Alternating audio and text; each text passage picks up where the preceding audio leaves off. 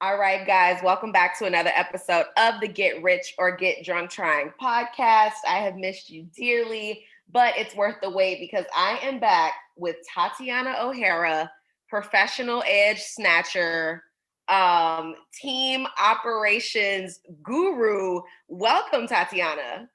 Thank you so much. That was an incredible introduction. Because it's so true, because everybody I know that works with you, they literally need to take a nap, like immediately afterwards, because they feel like their brains are going to explode. Right. So I just want the people to get prepared that they are like, lay down. Don't listen to this episode while you drive. Just have a seat and grab a notebook because it's about to get serious. I'm here for it. I'm excited. I'm here for it. I love it. So for anyone who does not know you, will you intro yourself a little bit? Give us a little backstory on how you became the team operations guru. Yes, absolutely. So again, my name is Tatiana, and I got to where I was now by starting in corporate. So I studied operations in college, and then I started as a district manager for a popular grocery chain right out of college. So I'm 21, 22 years old, managing 5 stores, $5 million in monthly budgets. I've hired over 100 people, and I was directly responsible for essentially managing the day-to-day operations of the stores. And so the way that I did that, the way that I had to make sure that my stores were getting results, was by learning how to lead my managers so that they could then lead their teams better. So yeah, I did that for about 4 years and always knew that I was going to be in entrepreneurship. I've always had a bunch of little side gigs going on, but at the time I was coaching people online, but it was more so like, this is how you start a business.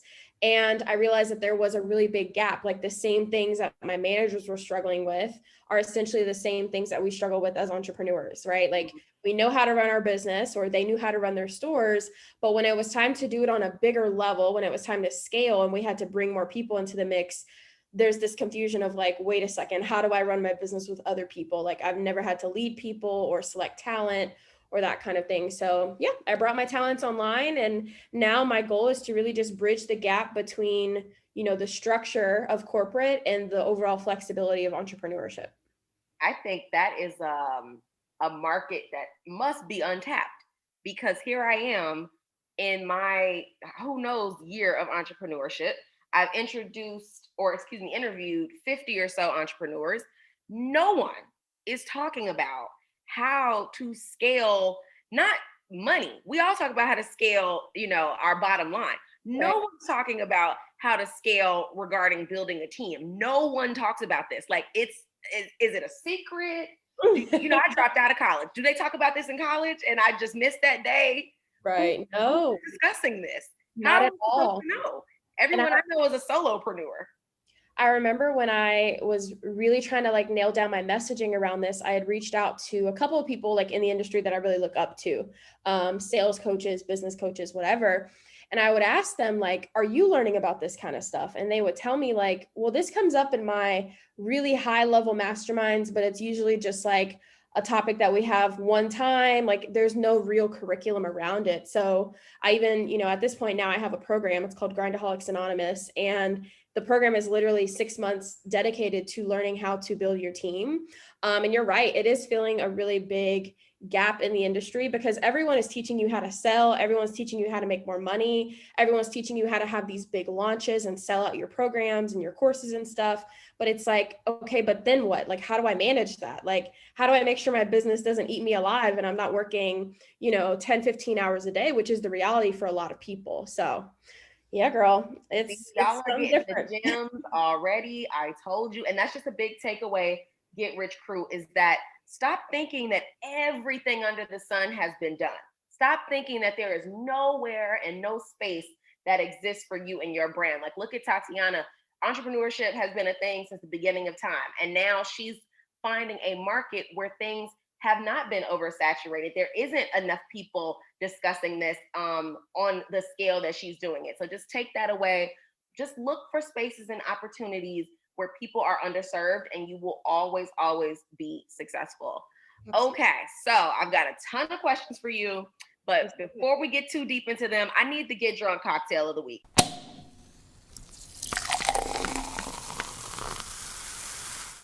Okay. I know it is high noon. but I live in Miami. Okay. So we have a beverage at any time. Do you have something that you like to tap into to unwind from snatching people's eyebrows all day? I love a good Moscow Mule.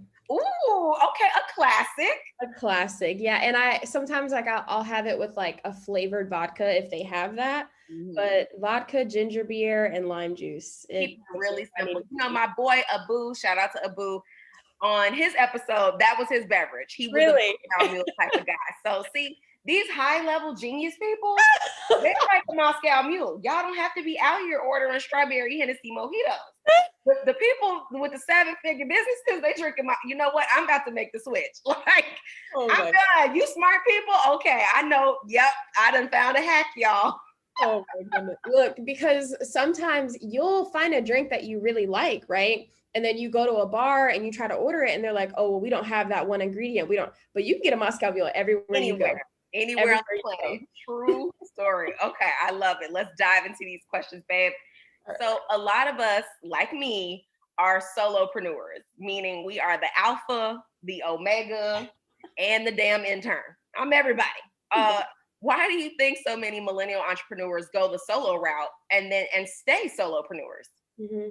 So I think it's twofold. One, I think that we look at the cost of having someone on our team as just like this huge question mark. Like, am I going to get a return on this investment? Are they going to be helpful? I don't even know what I would delegate to somebody. So we just kind of do it ourselves, right? So I think that's one part. But then I think the bigger part of it is when you log on to social media, to the internet, right?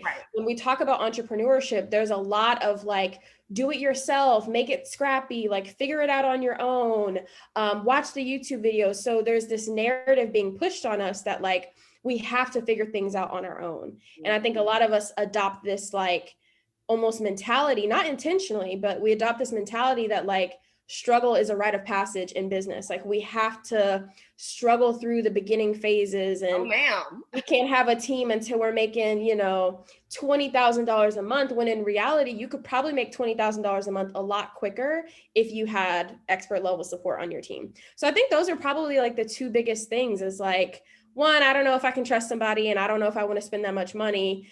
And then two, like, I feel like I'm supposed to do this by myself. Like I want to figure it out before I hire other people. I think that is so accurate. And I never even thought of it that way, but you're 100% right. It's this hustle culture. It's this grind till you die, team, no sleep. Right. With the YouTube university that our generation has access to. It's like, well, why would you pay somebody to help you do it when you could just Google it or you could just figure it out yourself? I'm from the school of, I don't want to lean in. I want to lie down. Okay. Right. I want to go take a nap and make the same amount of money. That's why I'm a drop shipper. Like, I love Jance. Jance is my baby mama.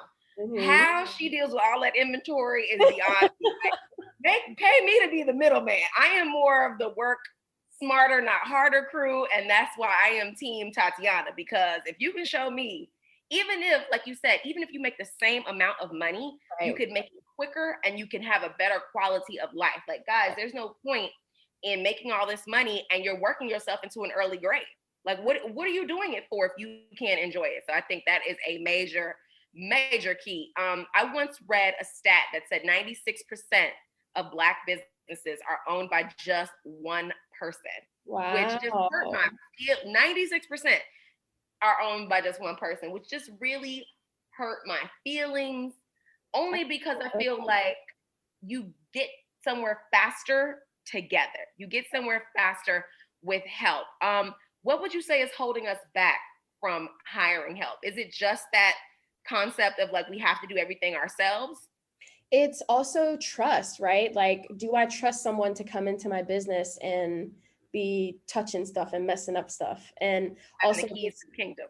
Right. And this thought of like, I can do it faster. I can do it better. I can do this. I can do that. But as soon as we let go of this thought that we are the best at everything and we open ourselves up to the concept that we are actually not, that's really when you start having more freedom and when you start making more money. And I firmly believe that once you hire the first person on your team, they come in, they do a good job, you'll become addicted to it. And you start to see like, yo, I can pay you $25 an hour and I don't have to touch any of this stuff. And then at the end of the month, I pay you maybe $1,000, but you've saved me like 10 hours a week, and I'm able to take on more clients. Like, you become addicted to it. So a big part of it is just this fear of the unknown, right? We've never done this before. We started these businesses ourselves. These are our babies, whatever. So just not wanting to relinquish that control is, it's a challenge. And then of course, if you see other people bragging about, oh, I was able to scale to this amount without hiring a team, you think, okay, well, that's what you have to do to be successful. Like, well, they didn't hire people. So you may look at, right. You look at me, right? And you maybe see my profit percentage and you think, oh, she doesn't make as much profit as the next person. But guess what? I haven't worked a Friday in over a month. Ooh. I'm usually done working by 2:30, 3 o'clock every day. Okay, right? Those are the type of hours. And, you know, and also I want to go back when you said the hustle culture and grind culture. So my program is actually called Grindaholics Anonymous because it's essentially like we are addicted to the grind. We're addicted to doing all the work. We want to bootstrap everything. And so the program is essentially like, let's go to rehab, right? Let's detox from this mindset, right? And see what life is like when we don't hustle all the time, when we're not grinding all the time, and then see how business starts to look and how it starts to feel for us. I love that. Guys, we are definitely going to be talking more about Grindaholics Anonymous. Don't you worry, but while we're discussing it, make sure you stacking your coins. Like in the next 25 minutes that I got Tatiana, get your coins to the side because it's going to be worth it. So what type of money are we leaving on the table when we are solopreneurs? What type of coins are we missing in our business when we feel like we have to do everything ourselves? Man, like, first of all, let me just say, you're missing money that you don't even know exists yet. Because the thing is, there are going to be certain opportunities that never come your way because you don't have the space and the capacity to receive them. So one, we're missing out on marketing opportunities, right? We could be marketing our products and services on a completely different level if we had support from both a marketing perspective and an operations perspective. But a lot of us, especially those that are in like a service-based business position, we are capped, right? We can only take on this many clients and we don't have capacity to take on more. So you can't really focus on marketing because you can't bring more people in, right? You can't really focus on, serving your clients at a higher caliber so that they'll bring people because you're at your capacity. So that's one really big thing. Also, I think missing out on just the opportunity in general to have a life. Like, I feel like that should be able to be quantified, right? Like we're missing out on the ability to take vacations, to have, to be off at a certain time, to be spending time with our families. I have people in my DMs all the time telling me like, Tatiana, I really don't even want to make more money right now. I just want to be able to spend time with my kid. Like I want to be able to take my kid to the park on Friday afternoons. And it's like, these are the types of things that we're missing out on because we're really selling ourselves short by staying in this solopreneur phase way longer than necessary. Now, don't get me wrong, there are going to be some business models where it's like, maybe you don't need support until a little bit further down the line, but that's also the benefit of just talking to an expert because they can help you figure out like, when would this be a good decision for me to make for my business? Ooh, and we need those answers. I think that's a major key, guys. Quality of life, get rich crew. I am all about, yes, work hard, but play even harder. Life is short. COVID-19 made it very clear for us that the world could change in a heartbeat. Right. There is no point in having this money, having this access, this power, whatever you want to call it, and you can't spend time with your family. You can't enjoy your life. You can't enjoy being young and fine. Like, it's unacceptable. We have to do better. That's why Tatiana is here to help us. So I just finished your Escape the Grind workshop. Oh, nice. Loved it. I've got lots of notes. And you were talking a lot about scalable offers. Mm-hmm. So how do we go from making one-to-one money to one-to-many money? Like, help me help us. Right. So first thing I want to say is you can scale one-to-one. It just depends on the way you position yourself within that offer and the amount of support and just the amount of you personally that you're giving to your clients. Because a lot of times if we could just have a team help us with the onboarding, the offboarding, and maybe like the daily communication, that would free us up a lot, right? But when you are wanting to make that change and do something differently, there's a couple things you need to look at, right? So we need to look at, What type of support are we offering to our clients and customers? How often are we personally having to communicate with them? How are they learning? Right? Are they learning directly from our mouths? Do we have to teach everything live to them? Or are there some sort of like pre-recorded curriculum that they can have access to? That's one thing that positions me to be able to have a lot more free time, is the fact that we invested a lot of time and over 5 figures in building out the curriculum the right way, right? And so my students are able to go through my program and really learn it on their own. Then they just need me for support. So a lot of us, we're shooting ourselves in the foot because we're building these businesses where our clients can't get results unless it comes directly from us. That's when you get to the point where you're unable to scale, right? Or let's say you run a product-based business, right? Maybe we don't have a set process for the way that we sell, create, manufacture our products, whatever the case is. And so you can't have other people helping you because you're the only one who knows how to do it. It's all in your head. So that would be the next thing, right? Is like having really clear processes around the major parts of the business, especially the ones that are closest to like the revenue, and having those processes really clearly defined and documented so that other people can come into the business, you can train them, and they can easily kind of take some of that stuff off of your plate. And then what else? So we talked about support, we talked about curriculum, processes. And then I think the last part would just be overall, like, what does the operation of the business look like? What from A to Z, how do we take someone from being interested in working with us all the way to offboarding them, they're making their final payments and they're ready to walk out the door, and going through that process and figuring out like, where are the gaps, where are the holes, what's taking us more time than normal, what are the hangups, where are we constantly getting like complaints, or where is there friction, and kind of cleaning up all those different things. Those are all things that you can do to be able to market to more people instead of just like one-to-one, and to be able to position yourself to remove yourself from the day-to-day operation a little bit more, day after day. Just that first point of saying that we can scale one-to-one offers. Like, I mean, hello, I love it. The point of, like you said, the minutia of it, the small things, if you can offboard that or automate that in a way, then you still can scale one-to-one offers. Like, you can give more time to more people because you're not stuck in like, a bird's nest of little things that you have to do for every single client. Love it, love it, love it. Writing this down. And this is my own damn show, and I'm still writing it down. Like, let me make an asterisk note for that for my business. Oh God, it's just so good. In Escape the Grind, my absolute favorite takeaway. Wait, actually, is Escape the Grind still going to be available to the people, or am I just bragging about something they can't do? It's not. I know it's only 7 days. But yeah, it's not. Make it available for like maybe a week. I was gonna say if they reach out to me directly, we can make something happen. But it'll be back in June as well. Okay, good. Okay, cool. Yeah. All right, y'all. I'm working for you. I'm trying to make this happen. You heard it here on the show.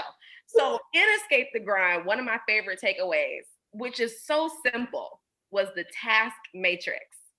My head was like exploding. Can you tell the people about the task matrix? Yes, I'll try to explain it without y'all having a visual. So essentially what this tool does, it's my freebie, so you can download it on my website. I will put the link in the show notes, guys. I got you. Yes. So essentially what it is it's a tool that's going to help you analyze all the things that you're doing day to day in your business. And it's going to give you the beginning steps of what tasks do I need to start delegating and who should I be hiring on my team. So essentially what you're going to do is make a huge brain dump of all the things that you do day to day in your business. So take a couple days, make sure this list is super thorough. You've covered, from A to Z, right? Once you have this brain dump, you're going to categorize it into 4 different quadrants on the task matrix. So the first quadrant is going to be the task that you like doing, that you also do very well, right? So this is where you're writing, if I'm me, right, I'm writing that I love to do, coaching. I love working with my clients. I love doing different speaking engagements. I love doing podcast interviews, networking, whatever, right? Those are the things that I like to do that I also do well. The second quadrant is where you're going to write the things that you like to do, but you don't do well. Right. So this is kind of like the toxic zone of the things that we probably have no business doing, but we enjoy doing them. So we try to do them anyways. Right. So the number one thing here for me was social media engagement. I love responding to comments, being in the DMs, but I be in there for 5 hours. Like, it gets real Literally crazy. 5 hours later, I need to offboard that. Let me tell you Right. right now. It gets real crazy. Then the third quadrant is where you're going to write the things that you don't like to do, but you do them well. So this is kind of like, if push comes to shove, I can do it, but I prefer to not. So for me, this is all things like graphics, creating slides for presentations, creating the Escape the Grind workshop slides. Like, I wish I could just get it out of my brain and tell someone, and then they would have written it out for me. Right. Then the last quadrant is where the magic happens. So these are the things that you don't like to do that you also don't do well. So for me, this is all things tech. I hate doing tech things. I hate, setting up Zoom links, webinars, email sequences, funnels, all of that, right? And so when you're done with this task matrix, you can kind of take a step back and look at it from a bird's eye view, and you can see like the distribution of where you're spending your time. And unfortunately, more often than not, we find ourselves doing way more tasks that we don't like doing that we also don't do well, right? Mm-hmm. And so this is kind of where you start. This is the first, piece of the puzzle that we want to start to delegate. And so you just look at these tasks and see, like, are there any common trends? Is there a specific role that's jumping out at me? And then, you kind of go from there with the hiring process.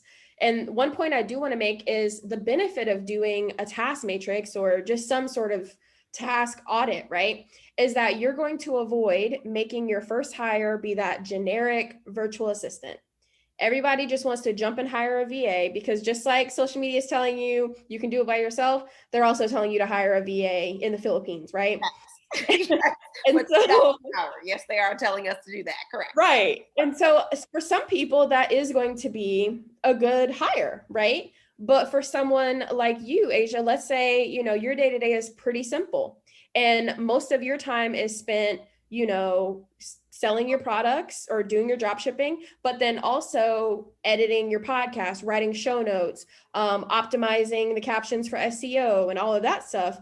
So maybe you go through this task matrix and you figure out, actually, my best first hire would actually be a podcast manager.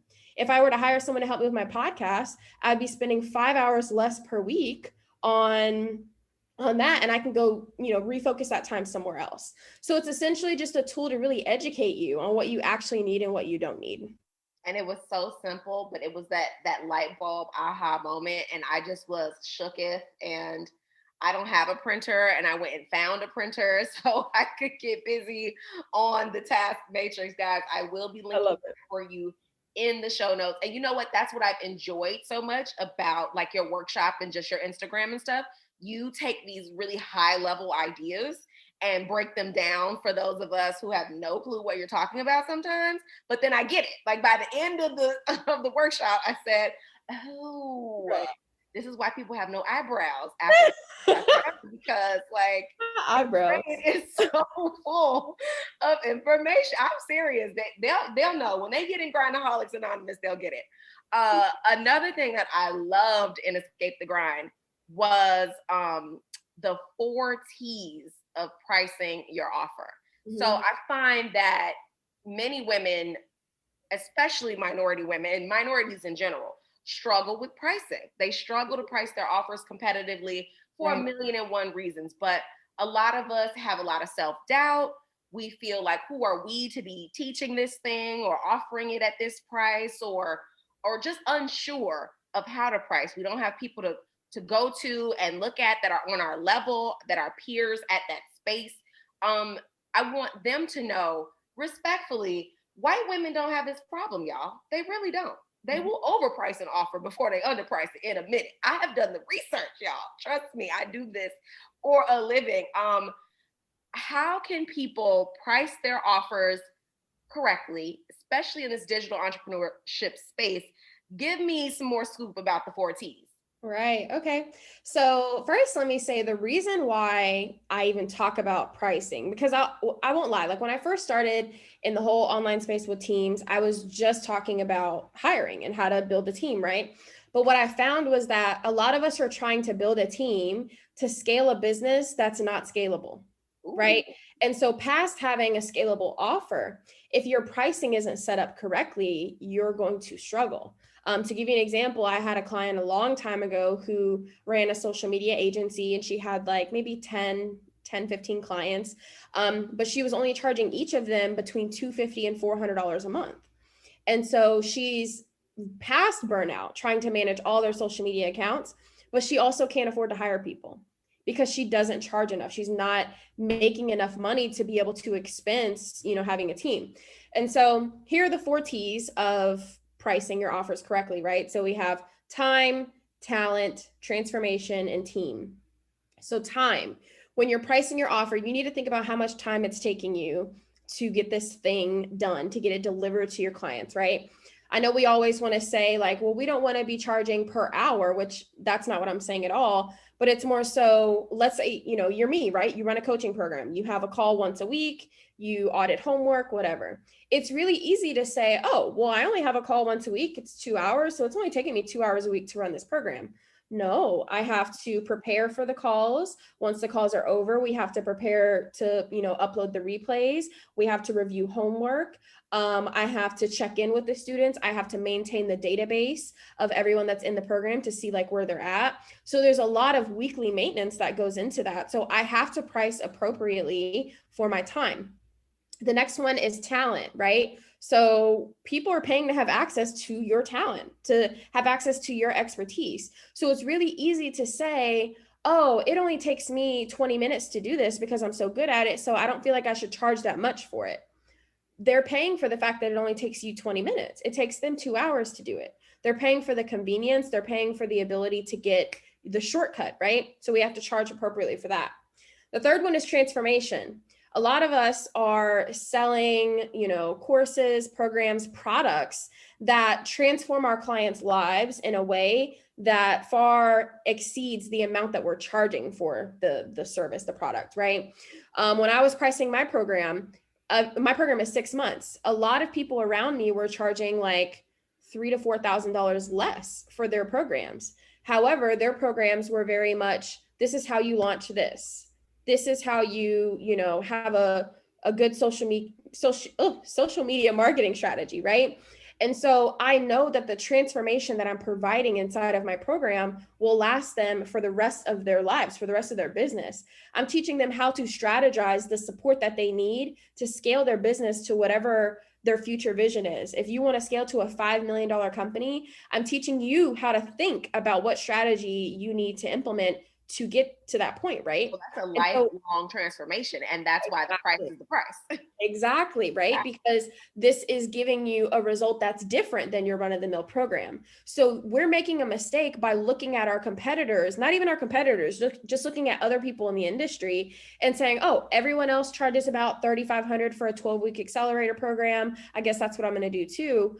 But if you're teaching them some groundbreaking, high level, right, then your price should reflect that. Exactly. Okay, got it. That makes total sense. And then the last one is, to me, of course, the most important one, which is your team. We think that pricing is all about, being accessible to other people, and having payment plans is about being accessible to other people. But at the end of the day, if we continue to focus so much on accessibility, our own vision, our own goals will not be accessible to us. Like, we will not be able to get to that point. And so when you're pricing, you also have to think about the fact that you want to be able to build a team. You want to be able to hire support to help you. And you don't want to be limited to just finding people on Fiverr that, can knock out a project for $25. Maybe you want to be able to hire whoever you want to hire, right?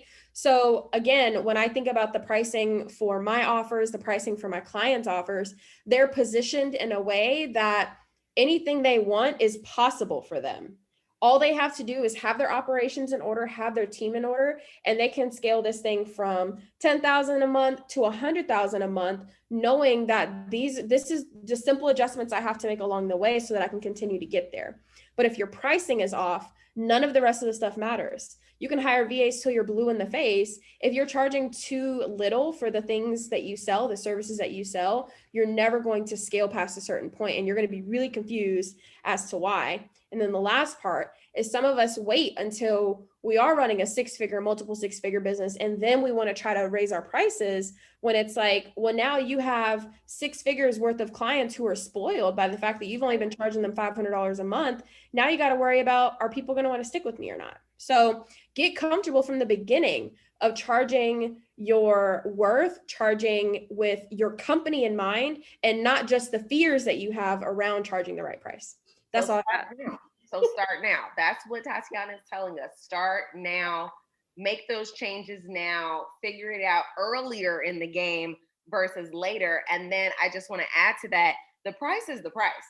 Okay? Don't sweat being affordable to everybody, being accessible to everybody. I guarantee you there is a customer out there for every single price point. Don't get hung up in maybe who your audience is not. Focus on who your target audience is and what they can afford and what value you are portraying to them. If they find your service valuable enough, they will find the money to invest in your product. So don't sweat being accessible to everybody or being affordable. This is get rich or get drunk trying, okay? Not get by or get drunk trying. We ain't just barely trying to make ends meet. We're trying to get to the coin, right? Right. Okay. See, she feeling me and she co-signed it. So that means it's official. So perfect segue to the get rich tip of the week. Give me a tip for the people to get their finances together, whether it be in business or personal. This one is near and dear to my heart because I'm ready for it. I'm learning and I'm going through right now. As soon as you get to the point where you're making consistent revenue in your business, you need to invest in some sort of financial support on your team.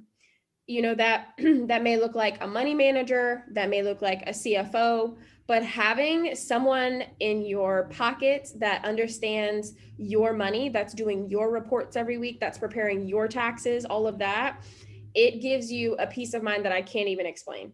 Ooh. Because, a lot of people are, again, right, we're afraid to hire. We feel like we don't necessarily have the money to do that. Well, all I have to do is reach out to my CFO and say, hey, I'm thinking about hiring an operations manager. I'm not really sure what my budget should be. What do you think? She'll say, hey, let me take a look at your budget. I'll get back to you within the hour. So that is like next level CEO thinking, right? It has to be more than we're just managing our money on a spreadsheet, or we're just looking at whatever Shopify or Thrivecart or whatever thing you use to take payments says. But having that expert level support, because then guess what? As you begin to become more profitable in your business, you need to learn what to do with that profit. How do I leverage that profit to build personal wealth? How do I leverage that profit to, invest in the business past, your typical coaching and buying courses and programs? Like, what can I do with that money to position me at a different level? So that would definitely be my tip, is like, spend the money and invest in somebody to help you with your finances. It's worth it. And I think that's definitely a major key. Like, okay, so I'm making all this money. What am I supposed to do with it?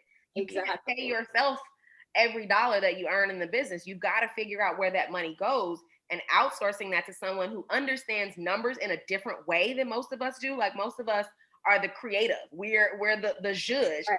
Those people, their brains work for numbers and math in a different way. And you want to hire someone whose expertise and zone of genius is in that space. And that frees you up to be more creative and then make more money. Like, one hand is washing the other, folks. Are you getting the visual that I'm trying to give? I'm seeing it. Tatiana is seeing it. I'm seeing it. Now I want to talk about Grindaholics Anonymous. First of all, I love the name. Thank you. It already was catching my attention. When did you launch the program? And give me a little inside sneak peek to it. Okay, yeah. So I launched the program in January of this year. It essentially was birthed from all the VIP days that I did last year. So that was like my only offer. And essentially the curriculum is similar, except I'm taking you through it in one day, and then you leave and you have to go implement it, right? But then I realized that my clients were wanting long-term support. And so essentially inside of Grindaholics Anonymous, over the course of 6 months, we take you through getting really clear on your vision, figuring out exactly what you want in your business, what you want your life to look like, what you want your day-to-day to look like. And then we begin to model your business after that. So we go through your offers, we refine them, we make them more scalable, we audit just the ways that you structure it and how you support your clients, and position you for growth. Then we obviously go through your pricing and whatnot. We then begin to build your team. So we figure out, what are you doing day to day? What things do we need to get off of your plate? And what team do you need on your side to support you through that? So you're building out your full organizational structure for your business, right? Then we start the hiring process. So I'm teaching you my full process with all the templates, all the links and stuff included, for how to fully hire someone the right way without just going into a Facebook group and saying, I'm looking for a VA, and getting 300 comments on the post. Once you've hired your person, say, what is a VA? You're like, oh, right. Wow, I'm in trouble. I'm in the wrong. Never Right. delete. Never mind, guys. Then we take you through the full onboarding and training process of how to do that, right? And then, the goal is that you get through that in the first 2 to 3 months of the program, so that we can spend the rest of the time on the rest of the curriculum, which is, how do you actually manage and lead a team, right? What does day-to-day communication look like? How do you handle it when they're not working out, when they're not doing what you've asked of them? What types of meetings do I need to be having with my team? How do I keep them motivated? And then the last portion of the program is called relapse avoidance, because essentially you've gone through rehab, right? You're recovering from being a grindaholic. You're ready to step into that CEO seat. But a lot of programs miss, how do I stay here, right? How do I leave this program and still feel like I can do this without having access to Tatiana every day? So we talk about, how do I identify when I'm slipping? How do I identify when I'm micromanaging, when I'm taking back responsibility? And how do I just stay overall in that CEO seat? So yeah, like I said, it started in January. And so some of the girls that have been in there since then, man, they've taken first vacations in years. One of them is taking her maternity leave. And that was like a big fear, can I really have a baby and run a business at the same time? A couple of my agency clients have pulled themselves as much as 80% out of the operation day to day. So I always say we brag different in my program, right? Because those are major, that's life changing. Right. We talk about money because that's the thing. Making more money is not a promise of my program, but it's a natural byproduct, because when you refine everything on the inside, your capacity increases and you can take on more. But we don't really talk about money too much, because we're more so talking about just overall quality of life, right? One of my clients just retired from being in her hair salon every day, and now she's just running her coaching program online. So the possibilities are really endless. It's just, you have to shift your mindset and your thinking away from how do I keep making money, and more so, how do I use the money I already have to help me run an easier business? An easier business. I love it. It's about working smarter, not harder, y'all. Yes. There's just no need. When there are coaches out here and programs like Grindaholics Anonymous, you don't have to do everything yourself. So many of us are first-time entrepreneurs, first-generation entrepreneurs. We don't have anybody in our families or our friend circle to turn to, but this is where you turn to the experts. And I love that this started with VIP days, right? Even my classes, it all came from consultations. I was telling people the same thing over and over and over. So I was like, well, I need to package this, because I'm answering the same question. So you went from spending a 5-hour day to someone and realizing even 5 hours isn't enough. This needs to be a kind of I need to teach you a lifelong skill, so that no matter what business you open, you always know how to get in an easier position and work. What is it? Work on your business, not in your business. Yes. Yeah. I love that. That's how I want to be. That's my dream. I'm trying to get on, y'all. Catch me in Grindaholics Anonymous. Come through. And guys, that will be in the show notes. Of course, I will link you to Grindaholics Anonymous. I'm not going to leave that out. I need a get rich read, because I know you are a reader. Mm-hmm. You are passionate about absorbing information so that you can teach it to us. What is the book of the week, Tatiana? Hit me. Okay, so this is the book of the century. It's called the century, y'all. It's called It Doesn't Have to Be Crazy at Work. And it is by, have you heard of Basecamp? I have not. Have you heard of Asana, ClickUp? I don't know any of these people.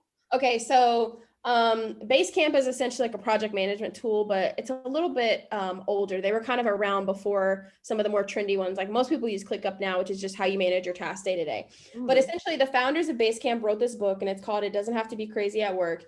And basically, they're talking about all of the things that we have come to know Exactly. and believe to be true about business. And so they're talking about, having 80-hour weeks and packed schedules and endless meetings and overflowing inbox, and how literally none of that has to be your reality. And they just break it down so simple of how and why, like, you can change this, like, in your personal life. So it's a really, really good read. And it's an easy read too, because I'm not going to lie to y'all, I'm not a real reader. Like, are you an Audible girl or not even like I am the queen of buying every book at Barnes and Noble, reading the first like 30 pages and never put coming it back back on the to shelf? it. God, listen, But we've all been there, but this one is the one.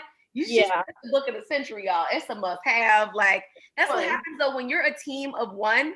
Like I don't need all them systems, but I'm right. about to learn some so that even me being a team of one, I can make my life easier. I am trying to be down. Guys, I told you Tatiana was gonna get us together. Go get your task matrix. I'm begging to get Escape the Grind back on the timeline. So just ask me in DMs. I'm gonna hook it up. I'm gonna get us another 7 days. Like I promise I got y'all, because this is a must have. The notes, even the little Q&A section, where you told the girl for $97 nobody should be emailing you. Oh, I was shook. I loved it so much. That's why I need them to be able to hear this. I want to thank you, Tatiana. You were fantastic. Please tell the people how they can find you on Instagram. Yes, so you can find me at _Tatiana O'Hara. I'm on there all day, every day. So that's where I'm at. I love it. That will be linked in the show notes. Thank you, baby. It was a pleasure. Thank you. All right, guys, that's going to do it for me this week. I just want to thank again Miss Tatiana O'Hara. She is such a rock star. And thank you to you guys who subscribe to the show, love the show, connect with me on Instagram at Get Rich or Get Drunk Trying. Email me, and I will catch you next week.